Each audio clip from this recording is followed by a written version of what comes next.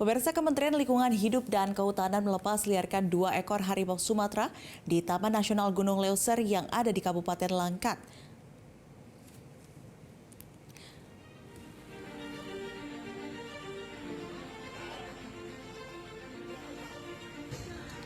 Pelepas liaran 2 ekor harimau Sumatera ini dilakukan oleh Menteri Lingkungan Hidup dan Kehutanan Siti Nurbaya.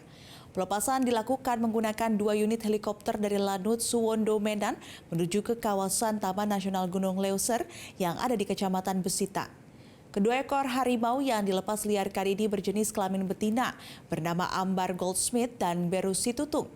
Beru Situtung merupakan harimau yang diselamatkan saat konflik dengan manusia di kawasan hutan lindung Kluet Tengah, Kabupaten Aceh Selatan pada 8 April 2023 lalu.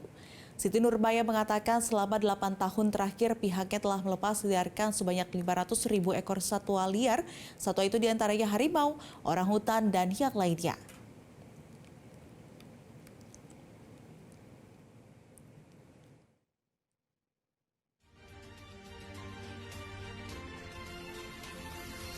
Jelajahi cara baru mendapatkan informasi. Download Metro TV Extend sekarang.